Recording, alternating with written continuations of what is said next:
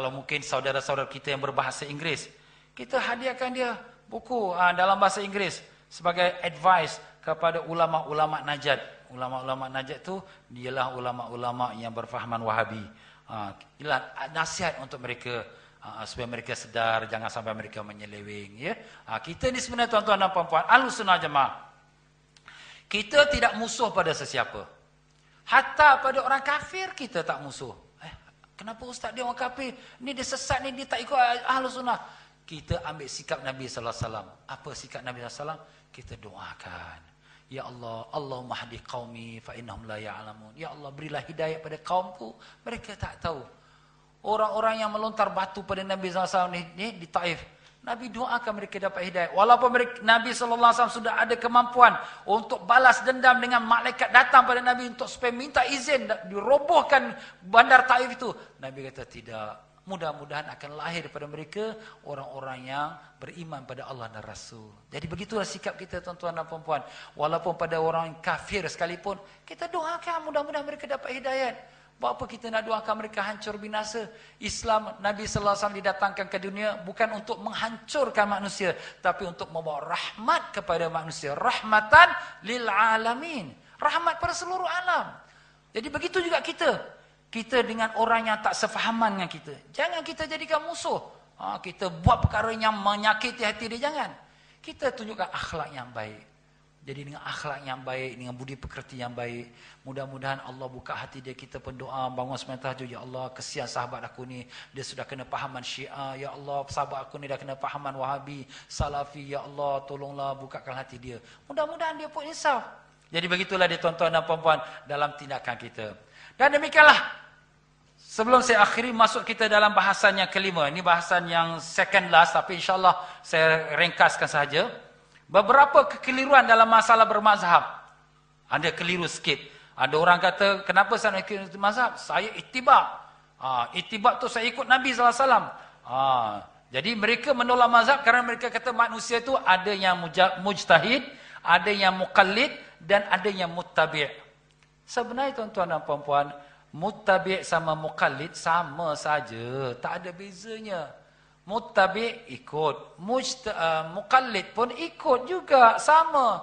Jadi kalaulah sekira dia belum sampai darjat untuk menjadi mujtahid, untuk dapat mengenal mana hadis kuat, mana hadis tak kuat, dia tetap bertaklid. Itulah sebenarnya.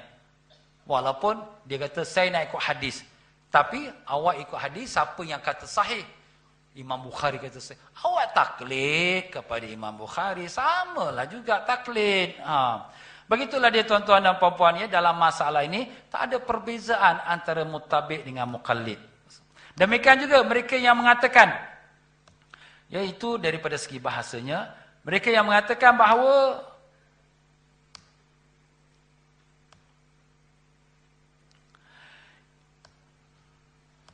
saya ringkaskan. Jadi kalau dia orang awam dan dia nak mengatakan saya nak ikut Quran dan Sunnah, Quran baguslah ya. Dia orang awam tapi dia ikut Quran dan Sunnah supaya nak betul-betul ya. Jadi kalau sekiranya kita mengambil ya, dan dia huraian-huraiannya hanya diambil dari kitab-kitab yang pengarangnya tidak bermazhab. Jadi sebenarnya dia telah mengikut mazhab pengarang kitab tersebut. Itu yang telah saya katakan tadi ya. Jadi maknanya dia nak lari pada taklid tapi dia jatuh kepada taklid. Demikian juga dalam pandangan mereka yang tak mau bermazhab, mereka kata kita berpegang pada Quran Sunnah lebih selamat dari bermazhab. Kenapa? Sebab Quran Sunnah tu tulen, original. Kalau pegang mazhab ni pegang pendapat orang. Jawapan kita, soalannya ialah bahawa orang-orang mujtahidin, ulama-ulama mujtahid, mereka ni ambil pada mana? Bukankah pada Quran dan hadis juga? Ya, sama juga, tak ada beza. Jadi kalau sekira mereka mengambil pada Quran dan hadis, okey, kita pun ambil pada Quran dan hadis.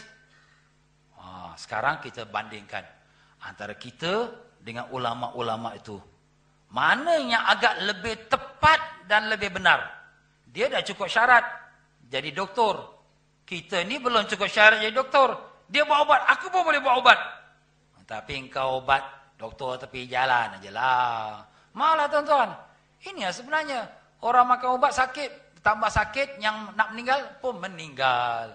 Itulah kalau dah memang bukan ahlinya tuan-tuan ya.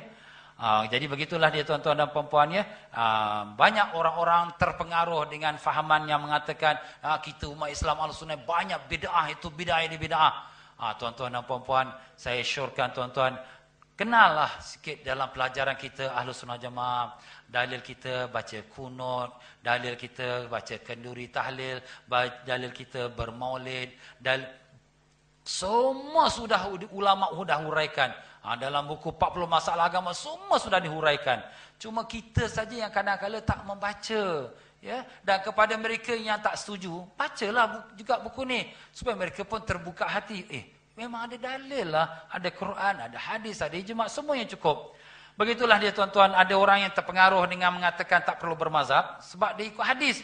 Sebab Imam Syafi'i telah mengatakan, "Idza sahal hadis fa huwa mazhabi." Apabila sesuatu hadis itu sahih, itulah mazhab aku. Memang betul Imam Syafi'i kata tu. Tapi yang Imam Syafi'i tujukan ialah kepada ulama-ulama. Macam mana sekarang kita nak tahu hadis itu sahih ke tidak?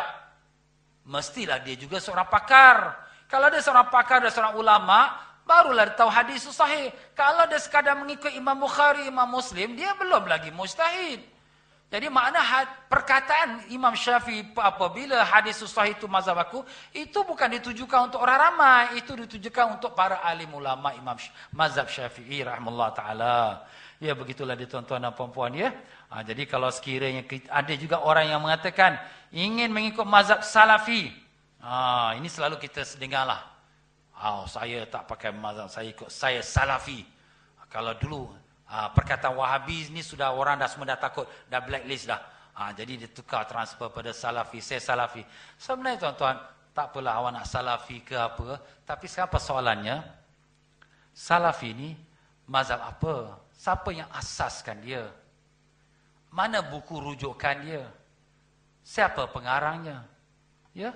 Jadi sebenarnya kalau kita lihat daripada perkara ini, tak terjawab. Kalau kita kata Salafi itu mazhab Salafi, peganganlah. Kita tak mau pakai mazhab, okey.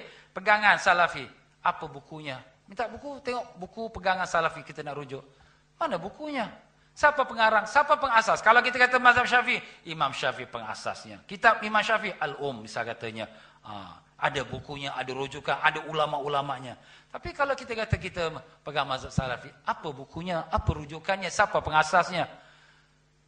Jadi kalau sekiranya tak ada, makna kita ni seolah-olah membuat satu dakwaan yang tidak benar. Okeylah, kalau kita kata nak ikut ulama-ulama yang asal ustaz, ulama salaf. Ulama salaf tu dalam 300 tahun yang pertama. Sekarang soalan kita, imam-imam kita yang 4 tu semua daripada ulama salaf. Semua daripada 300 tahun yang pertama. Kenapa kamu tidak ikut? Mereka bukan mengikut nafsu, mereka lah orang takwa pada Allah. Kenapa kita tidak ikut? Sedangkan mereka juga adalah daripada 300 tahun yang pertama. Begitulah dia tuan-tuan dan puan-puan ya. Ada seorang ulama, Dr. Syekh Said Ramadan Buti telah mengarang satu kitab yang bertajuk Salafi Sebuah Zaman Sejarah, bukan mazhab Islami. As-Salafiyah Zamanun Mubarak walaysa mazhaban Islami. Jadi Salafi itu adalah sebuah zaman. Zaman 300 pertama itulah Salafi. Dan dia bukan satu mazhab. Sebab mazhab ni satu ikutan. Dan dalam mazhab itu, dalam salaf itu, dalam zaman ulama salaf, ada mazhab Ibn Abbas, ada mazhab Abdullah bin Mas'ud, ada mazhab Imam Sa'id Musayyab dan sebagainya. Baiklah tuan-tuan dan puan-puan rahimakumullah, buku Syekh Said Ramadan Buti itu telah diterjemahkan dalam bahasa Melayu kita. Salafi sebuah fasa sejarah, bukan sebuah mazhab. Ya? Itu baik kalau tuan-tuan mendapatkannya dan bacalah supaya dapat mentambahkan pengetahuan kita. Ya tuan-tuan, yang kelima ini tidak ada dalam teks tuan-tuan dan puan-puan. Ya, jadi kalau sekiranya fahaman mereka yang mengatakan ikut Quran dan Sunnah tanpa mengikut mazhab mengakibatkan lebih banyak mazhab. Sebab banyak mujtahid tepi jalan membuat keputusan sendiri. Salah satu sebab mereka kata, kenapa kita Islam ada mazhab-mazhab? Ini 4 mazhab, kenapa? Kan berpecah-pecah, kita Islam satu saja. Sebenarnya tuan-tuan, itu cakapan kosong saja. Kenapa? Sebab kalau kita kata Quran hadis saja, saya pegang Quran hadis ni saya faham. Orang ni 2, orang ni 3. Kalau ada 10 orang 10 fahaman, kalau ada 1000 orang 1000 fahaman, maknanya bukan satu